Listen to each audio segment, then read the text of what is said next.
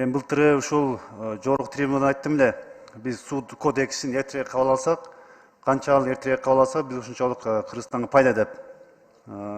Биз суу ресурстарын азыркыга чейин мындай башкарууну толук кандуу ишке ашыра албай жатабыз. Сиздер кечип келип атасыздар. Буну суу кодексине биз экинчи окууда да сунуштарды беребиз. Мына жылдан жылга дүйнө жүзүндө суу боюнча суу талаш болуп баратат. Мындан нары да улана берет. Суу боюнча азыр мамлекеттер, анча-мынча мамлекеттер согушуп атат. Суу боюнча каршы чатак иштер чыгып атат. Ошон үчүн биз суу башында тургандан кийин Кыргызстан суубузду азыр бардыгын иреттеп, келечекте сууну товар катары биз сатыш керек. Дүйнөлүк мыйзамдарда жазылган, сууну колдонуучулар акы төлөнөт деп. Биз кодексте ушул принципте жазып кетиш керек эле. Биз сууну сактап, ошо кошмо мамлекеттерге берип аткандан кийин, алар дагы биздин ошо эмгекти, ошол кеткен чыгымдарды жок дегенде дүйнөлүк тартипте төлөп бериш керек. Бул негизги биздин максат ушул болуш керек. Мына бирес жакында мына суу дагы кымбаттап атат, нефттен суу кымбат болот. Ошон үчүн мына сиздерде айыл чарба суу министрлиги деп түзүлгөн максаты ушул. Сууну иреттеп, көңүл буралы деп.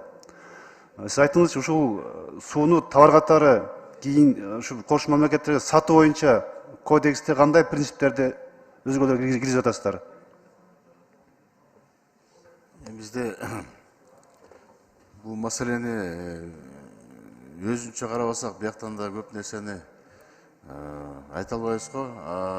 Негизи механизмдер, жанагы механизм обмена деген бар. Механизм бүгүнкү күнү бул жанагы башка мамлекеттер чогуу пайдаланган каналдарды же башка бир сооруженияларды чогуу пайдаланабыз, ошого чогуу акча коротобуз дегенде механизм бар бизде, компенсация деген. Өзбекстан акча түрүндө төлөйт, а Казакстан болсо жумуштарды жасап берет. Ошону күчөтүш керек, и ошонун акчаларын көбөйтүш керек деп, ошол боюнча ошону иш алып барып атабыз да. Товар биздики, биз суунун башында турабыз. Ошондуктан келишимдерде инфляция болуп атабы, жылда келишимдерге карап чыгып, дүйнөлүк баада акы төлөнө турган келишимдер түзүш керек.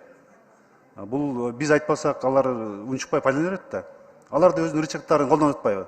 Биздин суу биздин рычагыбыз. Ошон үчүн суу кодекске биз эч качан эметпей эле, убакыт кетирбей эле, коркпой эле нормалар киргизип коюш керек. Бул дүйнөлүк норма. Бул жылдан жылга да бул күчөйт. Ошон үчүн азыр кирип койсоңуз, сиздин биз кабыл алып берсек, кийин сиз барасыз, жана келишим түзгөнгө өзүңүзгө жеңил болот. Ошон үчүн нормаларды киргизиңиз. Биз сууну келечекте товар катары сатканга, кошуналарга бергенге биз азыртан нормаларды киргизип кабыл алып коюш керек. Бул боюнча сизге кирип чыгайын, экинчи ченияга комитет атканда. Рахмат.